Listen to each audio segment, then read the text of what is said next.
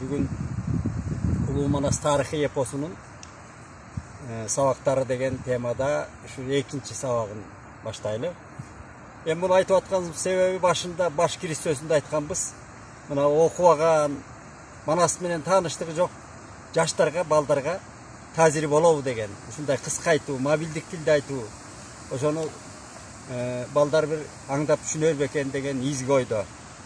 Эми өткөндө Манас бабабыздын төрөлүшү 6 айда жүрүп төрөлүшү жөнүндө бүтүргөнбүз.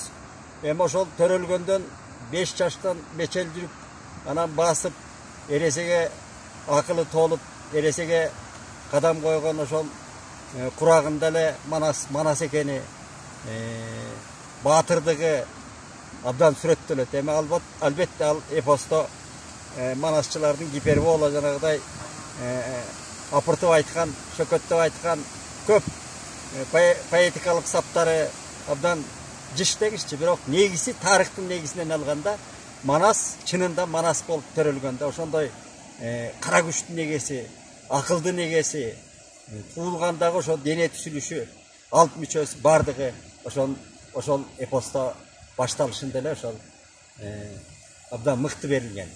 Эми албетте баатырдын жолу ошондой болот. Анан ал жанагы эскиргенде өзү Акбалта абасынан устаты, биринчи устаты Акбалта, Нойгуттардын Акбалта. Акбалтадан Чубак. Чубак баатыр, көзү жок Чубак баатыр да. Анан ошол Акбалта абасынан, анан атасынан Байжакыттан угуп атат, элден угуп атат, ошо тентип барган. Ала Тоо деген жерибиз аргасыз айдалганбыз, алыста калды, элибиз тентип кетти. Ошол кенедейден зирек Баатыр Манастын, намыстуу Манастын жүрөгүнө орно ошонун баары. Кийин ошол улам душман ким экенин, өз ким экенин айрый баштагандан тартып анан албетте ошол жердеги жанагы өзүлөр жалданып жүргөн, ошол карамагында жүргөн Калмак Манжу, ал Кытайдын бир жамааты болгон, ошол Кытайга көз каранды болгон калмактарды ошо кезде. Бирок бийлөөчү тапкатары сүрөттөлөт калмактар, манжуулар, ошо 6 айлык. Анан алардын өкүм зордугуна ошол Манас чыдабай, ошол эле күчкө кирген 10-12 жаштын аралыгында эле ошолор менен кармашка чыгып атат.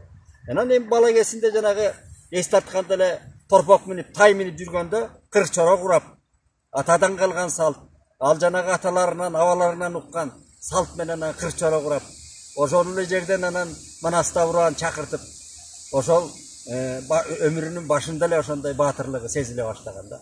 Анан сөздү кыскартып айтканда, мына 12 жашында жана 6 айдын кара жолуна деп этегесин жулдешип, белсени ордо кирдешип анан оордатып, Манас атабыз көз ачып ойногон биринчи оюну ошо ордо. Мына бу көчмөндөр оюндарынын башына мен ордону койгом, ошон үчүн ордо оюну абдан кызыктуу оюн бул. Кийинчерээк көп атылбай, көп ойнолбой бул унутта калып бараткан оюндардын бири. Бирок мына көчмөндөр оюндарында бул мындай жанданганга bir ümit бар да. Эми ошол оордатып атканда Эсенкандын тыңчылары келип атат. Манас истетип, жана аярлар айтат дейт, ушундай Манас деген кыргыздардын арасында бала туулат. Анан ал ошол эрезеге жеткенде ага теңдешер киши табылбайт ааламда. Анан бизге чоң душман болот деп анан ошондой айтылат да. Анан ошол тыңчылар келгенде жана ордону тебелетип кербен өтүп баратканда начуусу келип Манас ошол жерден анын Манастыгын көрсөткөн. Биринчи жанагы ордон чекесине келген ошол тыңчыларды сойгондо мындай айтканда. Мына ошол жерден анан башталат. Ошондон анан жанагы катылган душмандын катыгын берип, андан кийинки жолой, Нескара сыяктуу ошол атайлап келген кыйын сынган дөөлөр, баатырлар менен күрөшүп, анан кийин анан 15-16га кадам койгон кезде, анан жанагы талаада Салбурунда жүргөндө Көкчө Айдаркандын Эргөкчө казак, кадимки ошол 40 чоронун баары менен ошол тамаша, бир чети тамашалашып, анан ким ачка калышат ошо талаада, анан ким атын союп, сойсо ошону хан көтөрөлү деп тамашалашып, анан Манастын боз пуштысы союлуп, ошондон хан көтөрүлүп, анан кийин Алтайдагы тентиген эл, анан ал кыргыз эле эмес, казагы да бар, кыпчагы да бар, койчу ошол ар кайсы 40 кыргыздын ошол баары айтылбайт, ошол жерде бир жана Нойгут, Катаган, тиги бу деген эле саналуу уруулар айтылат ошо башында. Ошол уют куруулардын өкүлдөрү ошо жерде жүргөн. Анан калмактын да жанагы калмак манжуулардын дагы ошо кордук көргөн катмары, карапайым катмары, зордук көргөн, калыстыктан жабыркап жүргөн калмак манжуулардын өздөрү дагы Манастын колунун алдына биригип атат. Манастын айбатынын алдына, намысынын алдына ошого биригип анан чыныгы хан шайланат ошо. Алтайдан шайланган хан болуп дайындалган Манас. Ошондон анан Акбалта акылгөй абасы Акбалтанын кеңеши менен ага чейин анан ошого чейинки чоң окуялардын бири байдын уулу Бакай бабабыздын келип Манаска кошулганы. А бай ким? Бай Жакыптын бир тууган агалары болгон. Ошол киши да башка жакка айдалып кеткен илгери Алоокенин чапкынында. Алар анан Манастын дайынын угуп келип Бакай кошулат. Мына Бакай алдыга салса ак жолтой, артында жүрсө саңгалдай, абакеңиз хан Бакай деп айтылат. Ошо Бакай акылкөй, чабышса күчү бар, ана теңдешсиз акылы бар, абдан аяр, чоң акылман киши. Ошол киши келип Бакайга мына Манаска кошулуп атат.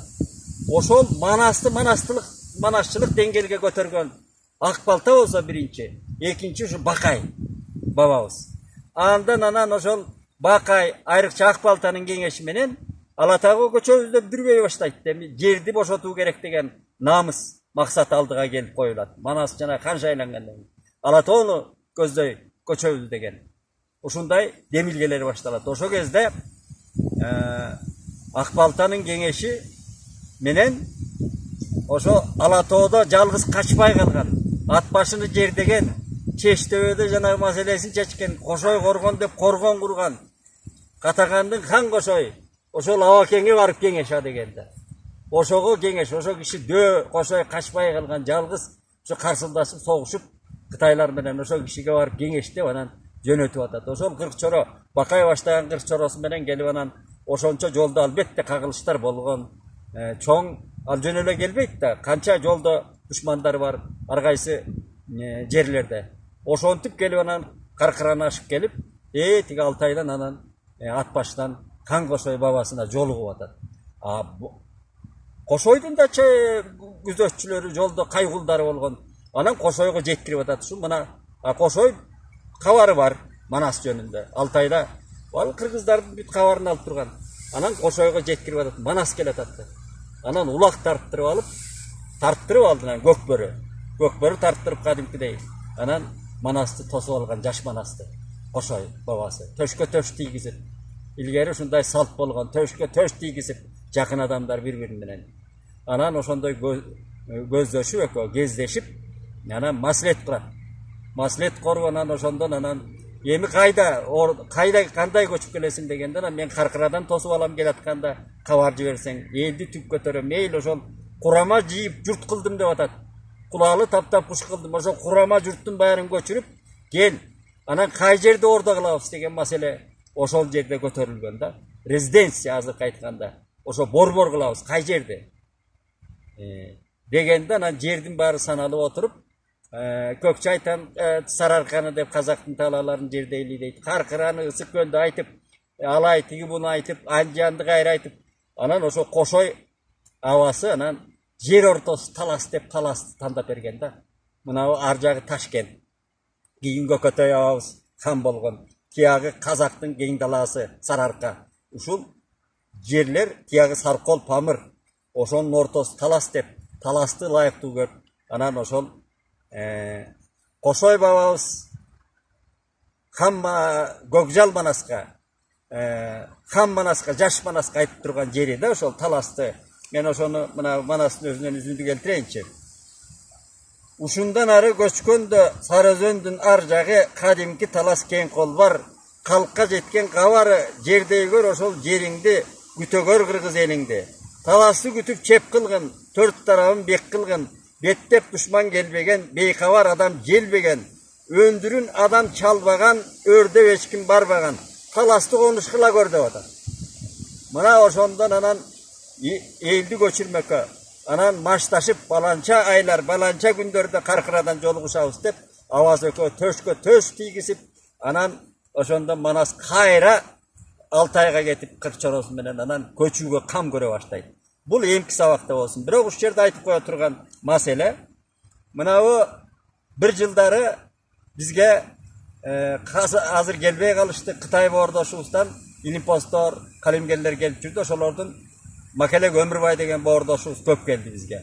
Анан Макелек экөөбүз тең экенбиз, бир курдаш. Анан эми биздин ал боордош деп мына Жусуп Мамайга да эл батырып берди Атамбаевдин убагында. Ошол Макелек мырза бизге Манастын акылы деген китеп чыгарган, биздин басмадан, мына бирисинин кириллица тамгасында.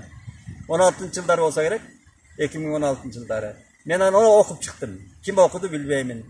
Ал Манастын акылы деген, Манас тырмакчанын ичинде эпос жөнүндө сөз болуп атат. Ошондогу акыл. Ошондо паттемалар, орусча айтканда паттемалары бар да, мындай бизге кошпогон. Кытайдын идеологиясына ылайыкташкан паттемалар, жанагыдай майда темалар бар. Мен өзүнө айтканмын. Ай, боорум бул кандай десем, эми ушундай дейт. Сиздин оюңуз бул. Мисалы үчүн мындай тема бар. Манас камкор эмес, камкор дейт. Анан мен айттым, эми камкор болгондо эмне бул бешик терметип отурган бир байбиченин элесин келтиресизби? Камкор болгон, элине камкор болгон. Камкор да болгон Манас. Манас баатыр болгон. Ал душманынан эркиндик үчүн күрөшкөн, башын алган. Ошондойду камкор дейт. Камкордун эки жагы бар. Эл жер үчүн, эркиндик үчүн күрөшкөн камкор, жөн эле кол салып зорлукчу камкор деген эки мааниде айтылат. Манас оң маанисинде камкор.